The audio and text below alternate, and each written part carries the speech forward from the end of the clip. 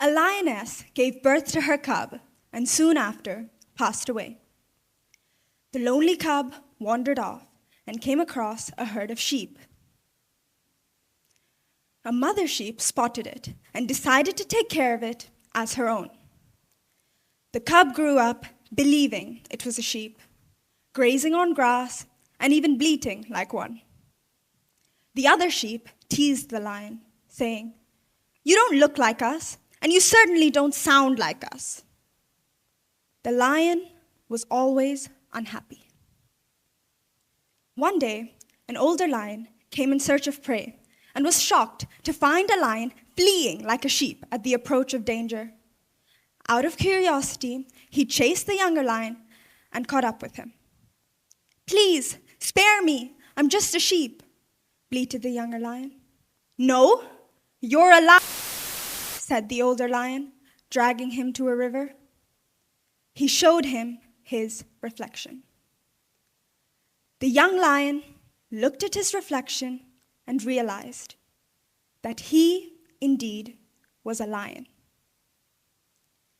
If we keep trying to compromise who we are to fit in, then we, like the lion, will never truly be happy. Navigating the world of teenagers presents its own set of challenges. It is tough, facing arbitrary judgments about who we are, the desperation to be accepted, and feeling insecure all the time. Developing our individuality, like the lion, through all of this can feel nearly impossible. Overcoming these challenges requires a deep understanding of ourselves and our circumstances. Today, I'm going to talk to you about my journey so far that has helped me craft my own story. Chapter 1, the phone. Are you Team Android or Team iPhone? Well, back in middle school, I had neither.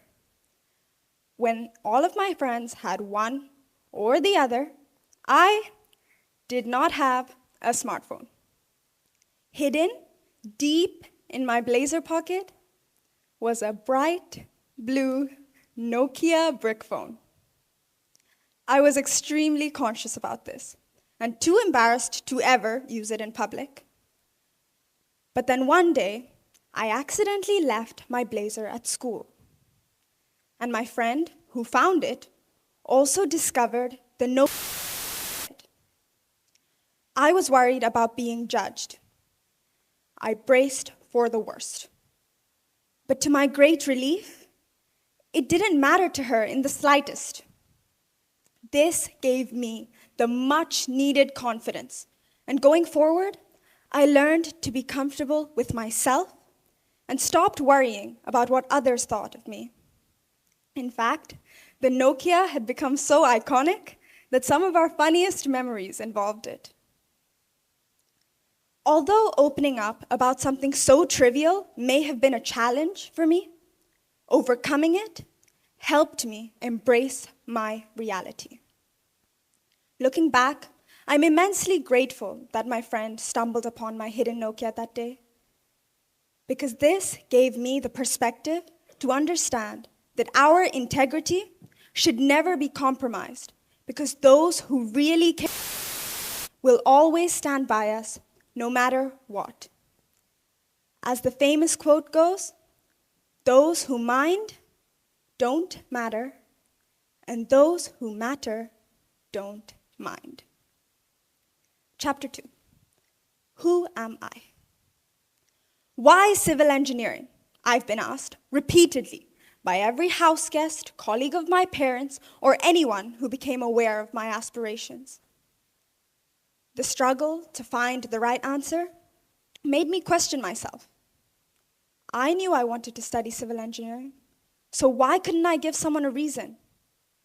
Was I really interested in it, or was I just influenced by family members who were passionate about it? After contemplating, I realized that I've always been intrigued about how the structures around us are constructed, the idea that as a civil engineer, I would be its dream into reality inspires me. I also love maths, physics, and design and technology. I realized that choosing the same career path as someone else didn't mean I wouldn't be forging my own journey. I'm glad that I reflected on my decision because it gave me the clarity I needed to cement my decision to study civil engineering. Therefore, to construct your own story, it is essential to take time to introspect, to better understand your motivations. Chapter 3. Don't sit still.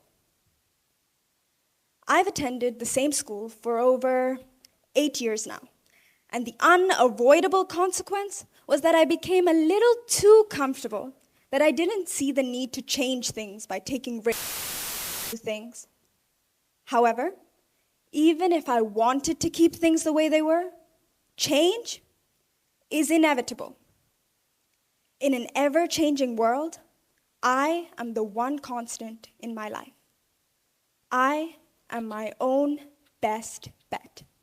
And this new revelation made me understand the significance of stepping out of my comfort zone and developing a new mindset.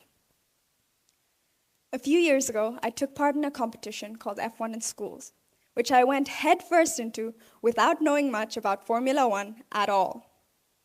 I didn't expect there to be so many elements to the competition. It was like running a small business with marketing, sponsorship, engineering, and much more. I learned skills I never knew I would pick up here. For example, we had to paint our car.